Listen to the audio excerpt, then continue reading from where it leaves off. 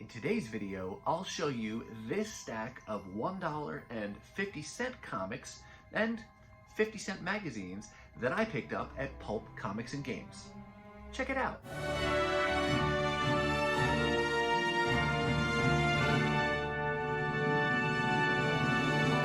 Hey everyone, and welcome to my channel. My name's Chris, and this is Northgarden Comics. Today I've got a $1.50 back issue haul that I'm going to show you. All of these books come from my favorite dollar bin diving spot in my area. That's right, Pulp Comics Games, located in Mankato, Minnesota. For those wondering where that is, it's about an hour, a little over an hour south of the Twin Cities metro. So it's a little bit of a hike, and because of that, I don't get there as often as I would like, but I still try to get there, pretty periodically just to see what new things have been added to the dollar bins since my last trip. And on this particular day of hunting, I came away with looks like about $8 books, and then the balance of them are all from the 50-cent bins, and there's probably more than 20 50-cent books there. So definitely scored big on the 50-cent front this trip, and no complaints for me on that. I love to be able to build out runs, find one-off books that look interesting, and other cool finds just for 50 cents a piece. But without further ado, let's get to these dollar books first. So starting things off here, we've got a couple issues from this volume of Superman Batman. I've mentioned of late that I'm trying to put together this entire 87 issue run, and now I'm about halfway there. On this particular trip, I was able to pick up issue 28. I will leave that there. And issue 40. Normally with something like this, I would try to bite it off in chunks and do 10 issues at a time, maybe progressively working my way through the entire volume. But for this one, I'm just kind of collecting what I find when I find it, as long as it's a $1 or less. And these are pretty readily available in still really nice condition. So that's made it both an easy to find and a fun run to be working on. So looking forward to continuing to make progress on this.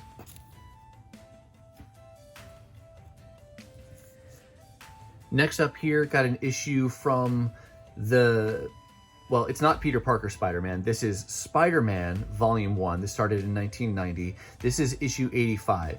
I grabbed this because I'm working on the John Romita Jr. art run of this volume, which is towards the end of the volume. And when I found it in their boxes, I didn't have it listed in my CLZ under my wish list, and I didn't have it as in my collection. So I thought, well, I forgot to add this one to my wish list. So I went ahead, picked it up, and brought it home. Well, in preparing for making this video, I looked a little more closely, and I made a mistake. The reason it wasn't in my CLZ on my wish list is because this isn't one of the issues that John Romita Jr. does the interior pencils for. That is a John Romita Jr. cover, but there's a guest penciler doing issue 85, so it skips over from 84 to 86 on where he does the pencils. Now, I don't know how you collect, but on the one hand, I want to just get the John Romita Jr. stuff from a creator perspective, but from a story perspective, I don't know if filling this hole will make a difference or not, or if this is just, is this a one-shot story that the guest penciler does, or is this part of a larger story that you would need in order to read that whole narrative? So from the creator side, I didn't need this one, but from the completionist side, I'm happy to have it. So either way, it's fine. It was only $1. But that's why I didn't have it, because I wasn't planning on collecting this one. Now I have it. So when the day comes that I actually go to read all these John Romita issues, we'll see if this issue plays a critical role or not.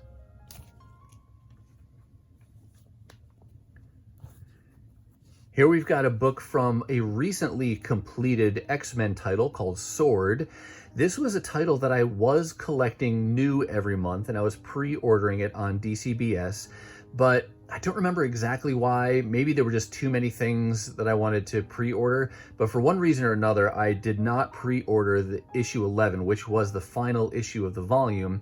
Instead, I decided I'll wait and see if I can find it in the dollar bins later, and looky there, I found it in the dollar bins down the road. And that's the case with a lot of modern books, unless it becomes a modern key because somebody put it on their hot list and it spikes in value. A lot of these things, if you're patient, you can pick them up at, for $2 or $1 a piece. And more I've been thinking about going that route in my own collecting because I love hunting for and finding back issues in the dollar bins. And the new comics I get my shipment from DCBS each month, and I just don't feel that same level of excitement as I do when I go in the dollar bin, diving and hunting for the back issues and really finding those things I really want. So I play with this idea a lot, but I haven't actually pulled the trigger of stopping buying new issues or pre-ordering the new issues I want and just focusing exclusively on back issues. Let me know about how you approach this collecting hobby. I know there's going to be a mixture of opinions, right? Are you get the new books now as new books, wait till they're back issues? But yeah, let me know your thoughts on how you collect down in the comments.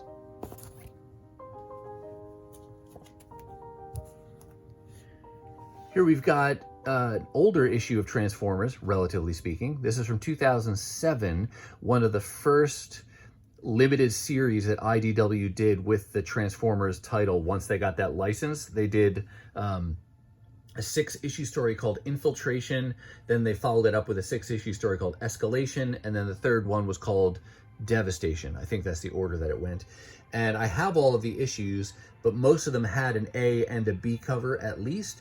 And so as I find those variant covers that I don't have, if they look interesting to me, and just because I'm a huge Transformers fan, I'm liable to pick up those variants. And this is one of those. And I think this is by the series artist. Actually, no, it's not. Cover by Klaus. My eyes are bad. Sherwinski. So I thought it was going to be EJ Sue, but it's not. But that's a nice Megatron, and somebody's got Optimus in their sights. But that's from Escalation, issue number 5.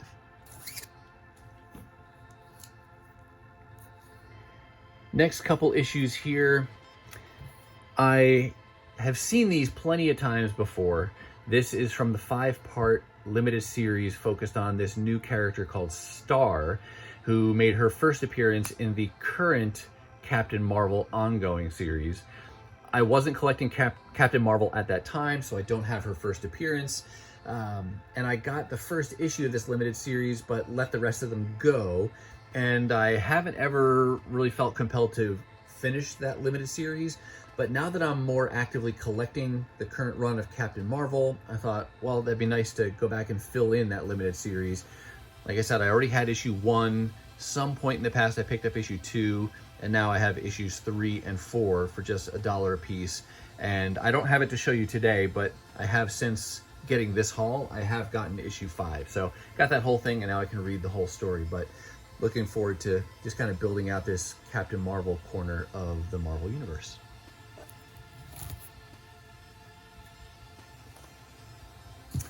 One more dollar book to show you, and then we'll shift to the 50-cent books. This is, I want to say 7-8 issues in this volume called Starfire. This is not the Starfire that you normally think of in the DC universe. This predated that character. And you can see here from the top of the cover, a woman rebel in an enslaved world.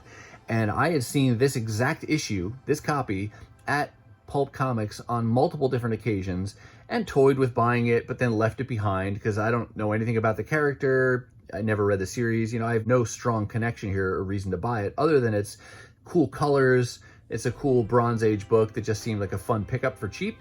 But at a recent sidewalk sale or warehouse blowout sale held by Hot Comics in Jordan, where they sold all of the back issues that they had in storage for 25 cents a piece, I found 2 other issues from this series.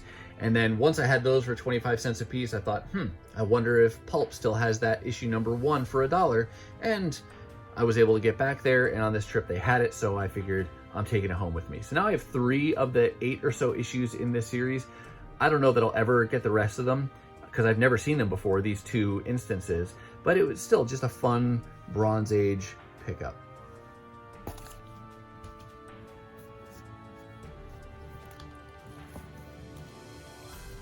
All right, now we're gonna go over to the 50-cent books, and like I said, everything else you're gonna see today came from their 50-cent bins. The 50-cent bins take a little bit more patience because they're not alphabetized, they're not organized in any way. Some books are bagged and boarded, some are just raw, and because some of them are raw, some of them wind up being damaged books. They have, you know, older books, Silver and Bronze Age things that are coverless, you know, a lot in the humor category and other things, but there's really a real random mix of different titles, publishers, characters, genres. So it's a fun time going through those boxes, and you can build out some runs and find some neat oddball things as well for 50 cents. And that's why I enjoy going through those. This first issue here is just a seemingly random issue of X-Man from the 90s. I picked this up because it's part of the larger Onslaught series, and happy to get it for 50 cents. I'm not going to pay a lot for this. It's just that part of me as a completist that wants to build out that entire story, because this was one of the big stories I was reading back in the 90s when I was, you know, early on heavy into comics, but I only kept with X-Man when it was part of the Age of Apocalypse. I didn't continue with that once it became just a regular ongoing series. So now I'm going back as I can find these for 25 cents, 50 cents, basically less than $1. I'll add these, some of these tie-in issues to my collection.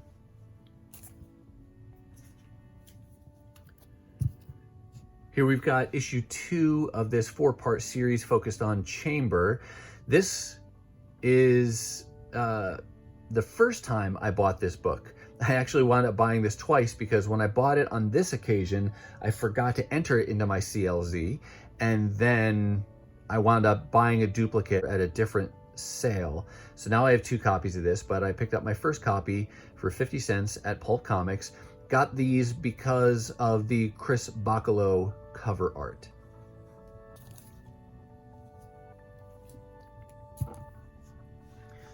You may have heard me say recently that I'm going back and collecting some of these 90s kind of books that I never collected at the time.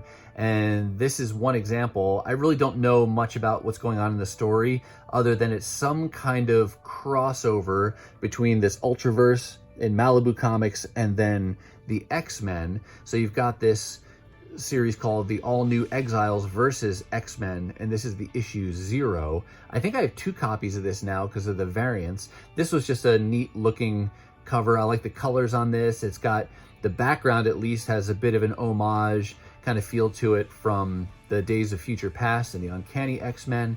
And the interior art on this is done by Ken Lashley, and I like his art style as well. So that's just a fun 50-cent pickup with a 90s nostalgia vibe to it. Similar theme there. We've got this issue number 1 from this Image title called The Kindred. I think this only went like 4 issues, and I really don't know anything about the story. It's just kind of a fun 50-cent Image book. And what is this? Is that Grifter? And then is his name Backlash? I forget, but this was just a fun addition as part of my attempt to go back and collect some of the early Image works. All right, these next several books are part of a couple different limited series or tie-in series that were part of the Secret Wars event that Marvel did back in 2015. And the overall event was called Secret Wars, and in it, Doom was God Doom and was the ruler of Battleworld, which was made up, it was a patchwork world made up of pieces from various universes in the multiverse. And there were a bunch of tie-in series that went along with that event series, and I have several of them, but it was one of my favorite recent events. And so as I find some of these tie-ins that appeal to me, I'm trying to build those out. And I think this one, this Extinction Agenda, which pulls its name from that original X-Men event, I had issue 1 when it was new and then stopped collecting the others. And most of these went for like 4 or 5 issues. But now, because they were 50 cents a piece, I figured I'd go ahead and fill those in. And you can see those tie-in issues are all marked with this Secret Wars logo on them. And there were, like I said, there were several of these series, and there were several X-Men series that tied into Secret Wars. So if I can find them for 50 cents or 25 cents, that's a fun little addition. So those are the 3 issues I needed still to complete the Extinction Agenda. And then very similar, they did a Years of Future Past series that I had issue 1, but not 2, 3, 4, or 5. And I picked up all 4 of those. Oh, they're not gonna fit. Oh, there's another similar homage type cover, right? You see that poster there? But the fun thing about these, in addition to it help me build out that story, is that all of these covers are done by Art Adams. That's a great cover. I love the Sentinel in the background. I love this. I don't even know what her name is, if that's Kitty or not, or if she's a child of maybe Colossus and Kitty Pryde. I don't know. I don't remember the names. It's been years since I've read issue 1. But then I love this cover here too with the dragon and the Sentinel. But like I said, great covers, fun stories, part of a great event that I liked, and only 50 cents a piece.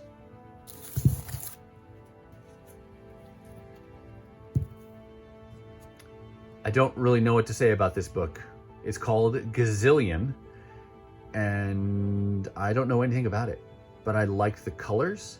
It's an Image #1. I don't know anything about the character or anything else. It was just something that really popped from a cover art perspective. And so I figured it'd be a fun little pickup for 50 cents. If you know anything about this book, or if you've read it, or I didn't even look up before this how many issues are in this series. Probably seems like a limited series, but I don't know anything about it. But if you do, let us know down in the comments.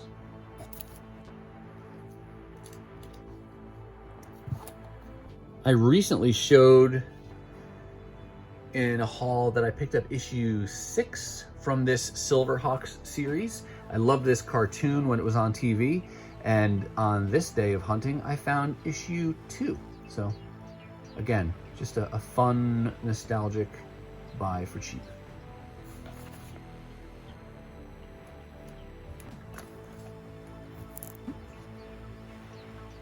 Another title from, this time, Top Cow at Image there. We've got a David Finch, and it says Dave Finch and Bat. I don't know the first name there, but this is issue 1 of Ascension, and I just thought it was a nice looking cover. Another series that I was not into back when it came out. Don't know anything about it, but just seemed like a fun, cheap pickup that I can explore a little bit without breaking the wallet. Keeping with the Image theme, this is very 90s, both in the Liefeld art and in the title. The Extreme Sacrifice is what this is called. It appears to be a wraparound cover. And I apologize, I did not look up ahead of time. Oh, what do we got here? I didn't look up how many issues are in this series either. All right, so this one's actually polybagged. It is a wraparound, and it's got a trading card in there with the character Chapel. So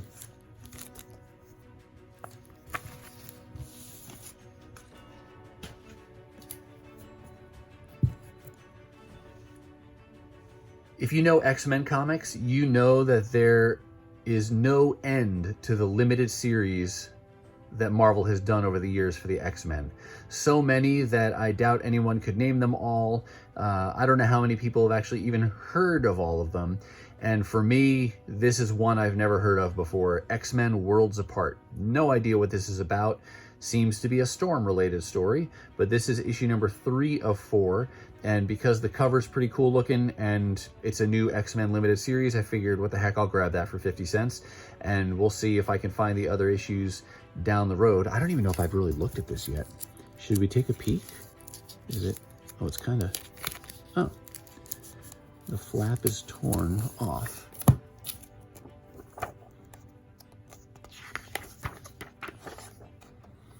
So we got Aurora Monroe has been many things over the course of her life: a thief, a goddess, leader of the X-Men, and most recently Queen of Wakanda. So that gives us a little bit of time reference there. But not until now have we but not until now have her many roles come into conflict. So definitely seems like a Storm-related story. That looks painful. So we'll see. I like the character of Storm. The art looks pretty cool. And again, there's some of the excitement just in the hunt. Like, can I find all of the issues to that limited series? So we'll give that a go. Oh, I thought I recognized that art. Yeah, Mike Deodato does the cover art there.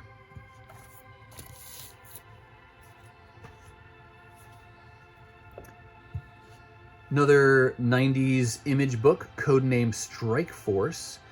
I think this ran for 14 issues, and just another one that I will piece together slowly, only if I can find them for cheap, because I don't even know if I'll like it yet. Is this a wraparound cover? Looks like it is. Yeah, there you go. Peterson and Silvestri on the cover art there.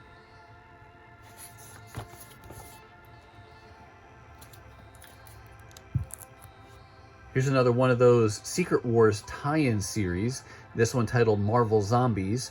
This is just a cover that jumped out at me, and I love zombie genre stuff, so I thought this might be a fun pickup. This is issue 4, which is the final issue of this particular limited series. So now I'll have to go see if I can find issues 1, 2, and 3.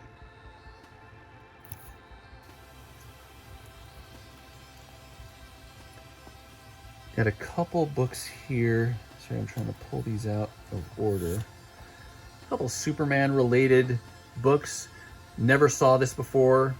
Seems to be some kind of limited series. It's called a 4-part miniseries called Superman: The Secret Years. Don't really know what those years are or when they took place, but seemed interesting. Got this giveaway type of issue of Superman. You got a Radio Shack that was just intriguing on the face of it, so maybe not something you see every day. Do I have any more like that?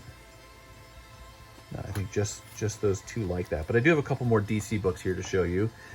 We've got Secrets of the Legion of Superheroes. Just picked it up because it, I don't know, just kind of struck me. It's what year is this from? It's Bronze Age. 1981. Don't know anything about it, but figured why not for 50 cents. And then similarly, I got this DC TV comic called The Super Friends. This is issue number 37, so it ran for a little bit of time. Super Friends was a cartoon I watched on TV, but never read any of the comics. And when I'm looking in the 50-cent bins, there's just things, if they seem interesting to me, I'll grab them. It doesn't have to be of major significance to my collection because it's only 50 cents. And as a collector, there are times I've noticed, you know, over the years of collecting, you buy something, you enjoy it for a while, and then you pass it on, you let it go. Either you give it away, you sell it, however you pass that on, but you don't necessarily have to hold on to it forever. So a 50-cent investment, I'll enjoy it for a while, and then we'll see what we do after that. But those were just a few, you know, Bronze Age DC books that I grabbed.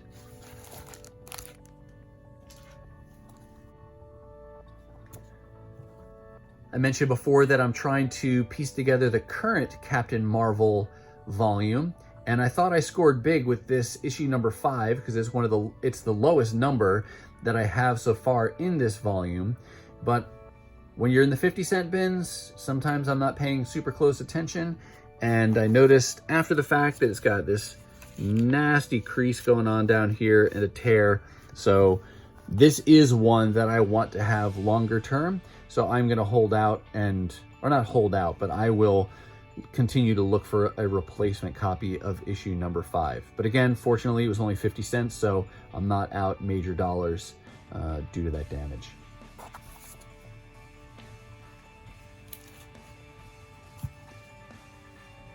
Kind of I was going to say weird. It's not weird, but it's not something I was looking for ahead of time. Strike Force Morituri. This is the first issue. It's in decent shape, and I see these all the time in the dollar bins and less, but I've never read it. I don't know anything about the story. Actually, I think I know a little bit about the story. I think the idea is that these people, or the people in the Strike Force Morituri, are enhanced humans given special abilities to be able to fight off an alien invasion that has come to Earth. The catch, though, is that if you are one of these enhanced individuals, I think it's that you only live for a year. So you're going to serve and you're going to do battle, but at the end of it, you're going to die either way. And so I think that's the catch of this story. Yeah, we who are about to die.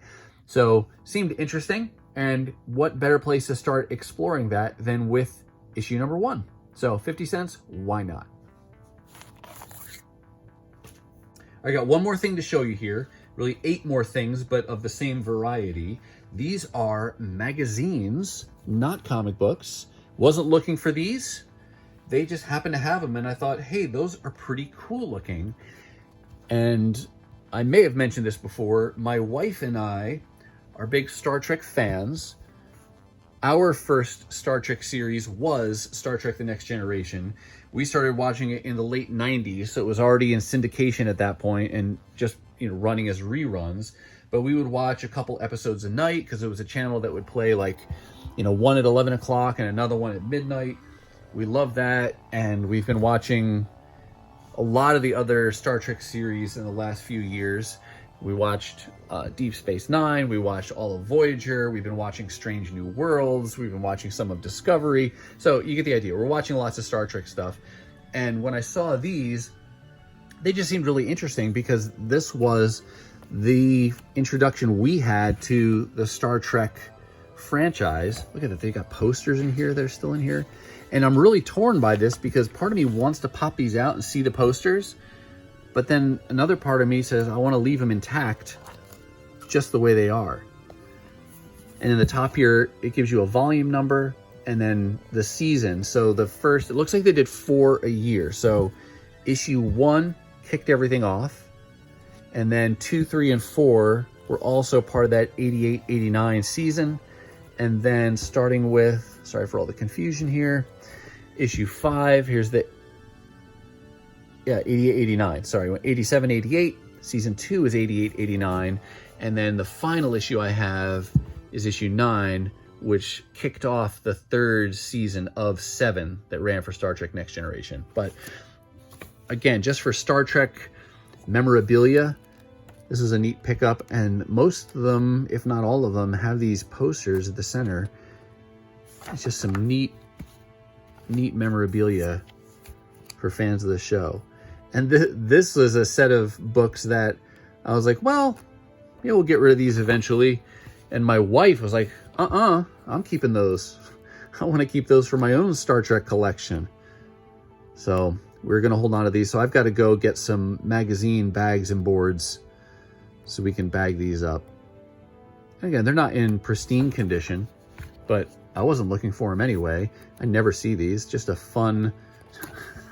I remember that episode. Like, why is everybody really uncomfortably almost naked with all the Star Trek characters? I mean, imagine wearing this costume. How awkward would that feel? I don't know. But anyway, yeah, great fun look back on the show and holodeck episodes. So let me know your thoughts. Do any of you have any of these Star Trek Next Generation magazines or magazines from your own favorite franchise that you've collected or that you bought new when they came out? Let me know down in the comments. But for today, that's going to wrap up this Pulp Comics haul with these 8 Star Trek magazines.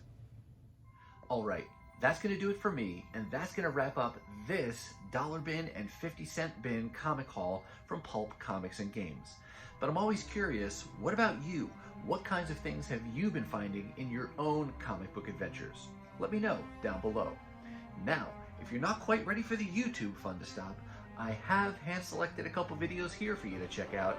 As always, thank you so much for watching, and I'll see you next time.